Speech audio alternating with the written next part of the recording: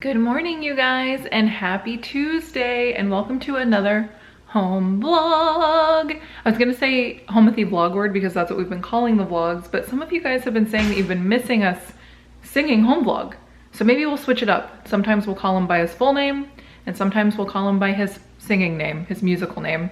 But this morning, we're getting a little bit of a late start because we had a little bit of a late evening last night. So I'm just making breakfast now, and I'm gonna actually make lunch for Tim. So I'm making my oatmeal, my English muffin just popped up, and then Tim is getting the baby ready for his, I think this is his second nap of the day. Yeah. So he's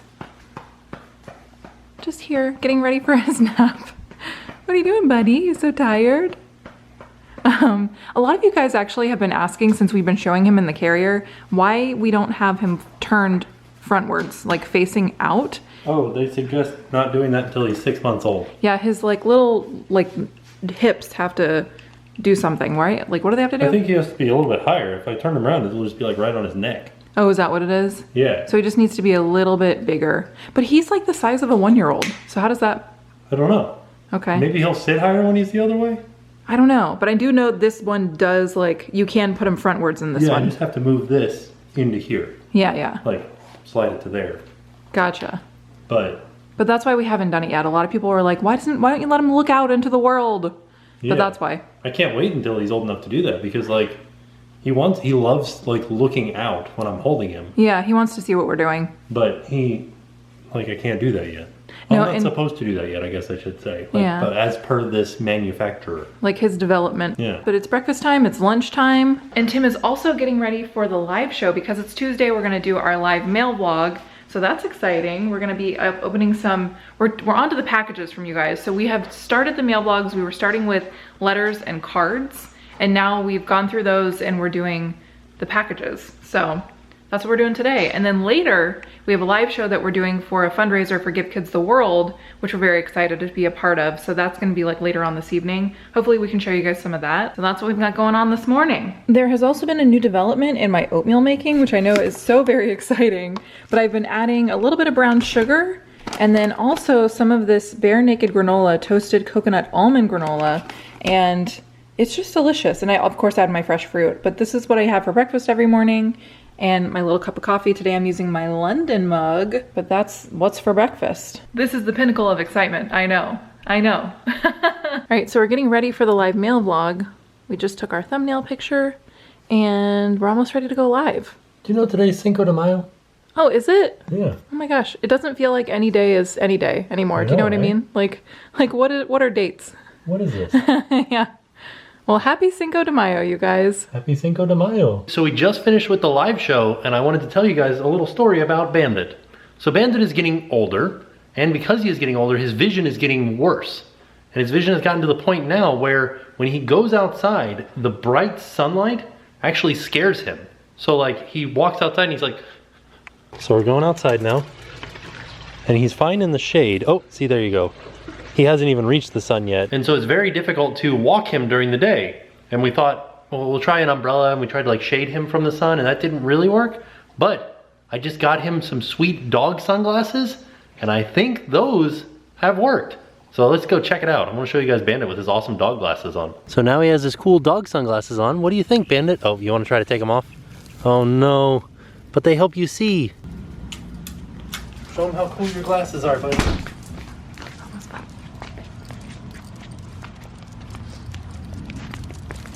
He's so fast. What do you think? Are you not so scared of the sunshine anymore? I think they're working really well. Yeah, well, see, he does have a little bit of a startle, but not as much as he did. Yeah, they're really helping. So I think that the doggles or goggles for dogs definitely helped out. When he went out the first time, or when he goes out without the goggles on, he gets really scared of the bright sunlight, almost so that he can barely walk around. Just then, we put him on him, and he would walk pretty good. Away from the sun is better than towards the sun, but he does a really good job of walking with the goggles on until he gets kind of annoyed with the goggles, and he'll shake his head and move them up, and as soon as they move up his head, he's like, oh no, the sun, so I have to put him back down, or if he'll try to rub his face on the ground to get the goggles off. But I think it's just a little bit of time. He just needs to get used to them, and I think they'll really help out. I might have to tighten them down a little bit too, but I think that these were a good choice. I think that he is doing better in the bright sunlight with these doggles on. So if your dog is having these same issues, we will link these in the description down below. We found them pretty cheap on Amazon and I think they work fairly well. Also, some people were wondering which Lego set we bought, and I wanted to reveal it now. It's the Hogwarts Express. And it also has the Ford Anglia in there too. So this is an older model. This is from 2010. I don't know, I'm excited to put this together. It looks like it'll be pretty fast to put together, but I think it'll be fun.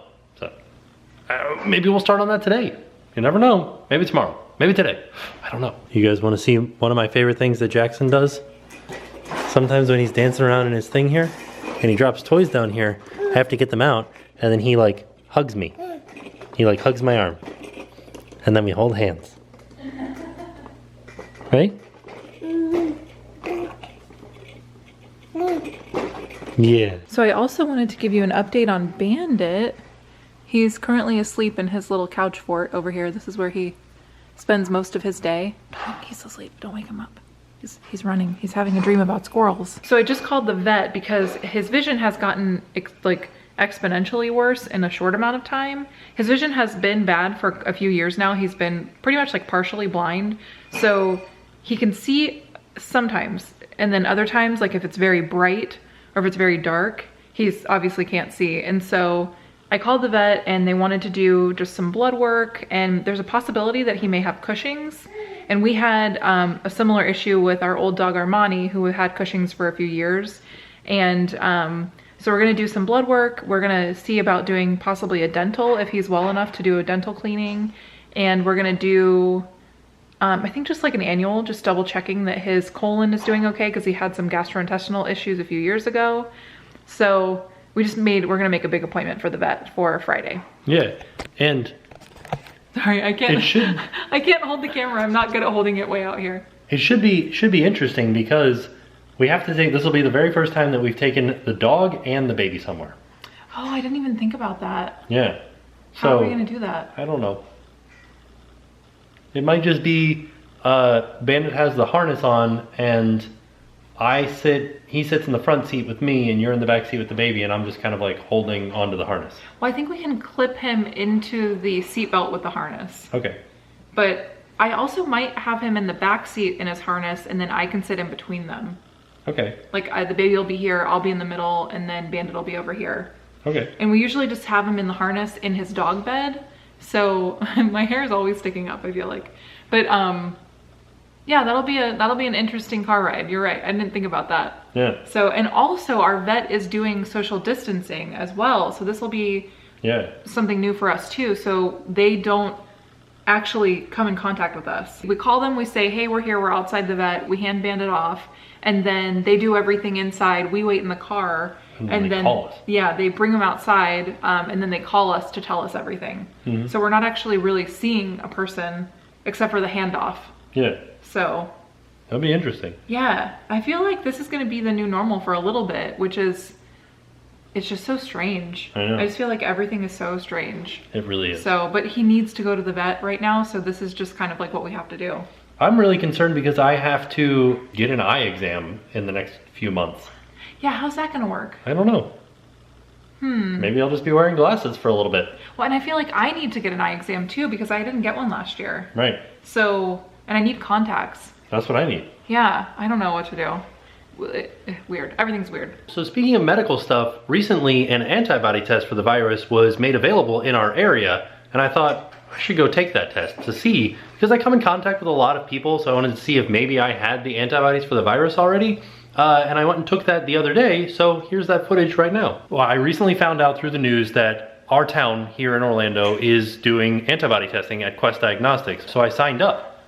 I'm going to have my blood drawn today, and they're gonna ship it out to see if I have the antibodies for the coronavirus. Meaning that I came in contact with somebody that had it, and I either didn't show symptoms, or symptoms that I've had in the past that I thought were just a common cold were the coronavirus, and that I developed antibodies for it.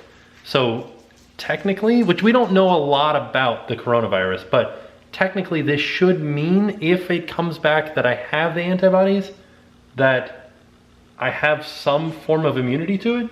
Well, it also means that you would be able to then donate your blood and your plasma to help fight coronavirus, as far as like, I think that goes into developing a vaccine and stuff like that. Yeah. Yeah, so it would be nice to know if you can do that to help out further. Right, and I think that it will also help with herd immunity. So like if I have immunity and then we'll get you tested, and if you have immunity, that means that if we come in contact with somebody that has the virus, our body should be able to destroy that virus.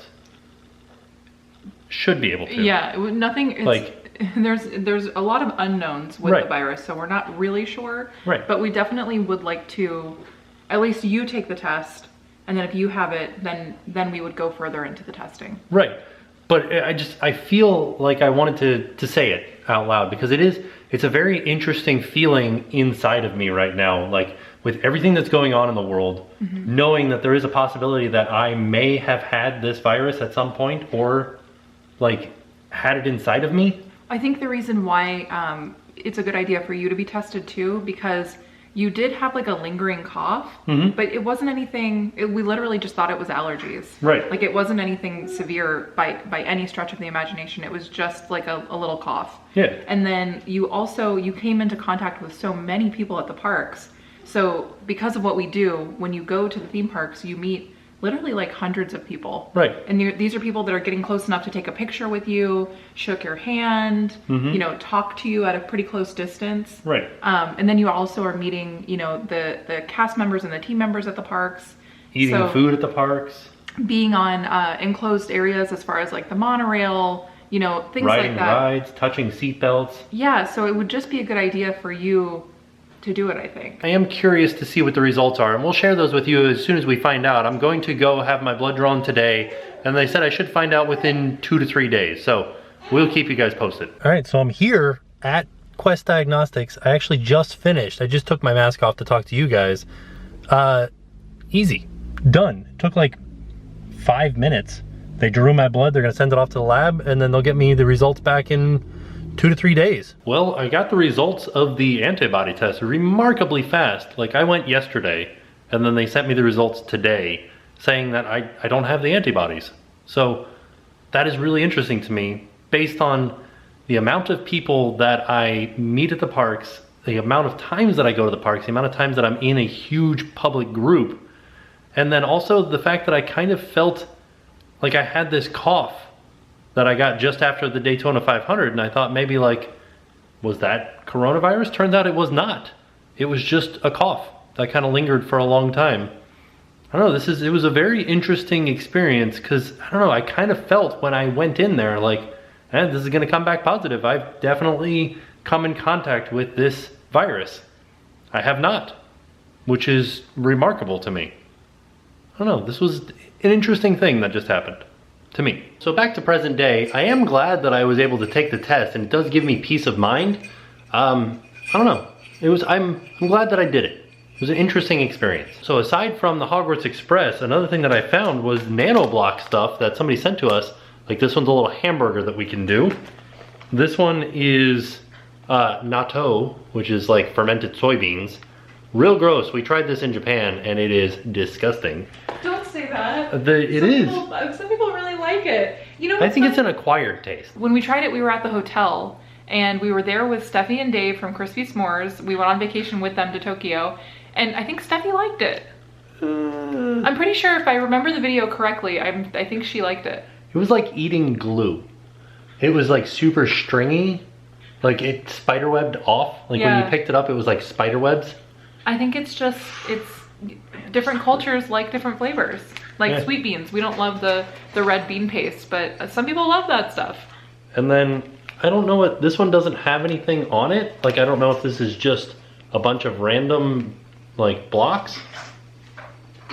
I don't know. I think so. Oh no, it says 8 to collect, so it's a blind pack. But now, it's time for a little snack. So, I gotta build my hamburger. I'm not gonna eat this. I think it's too small to eat.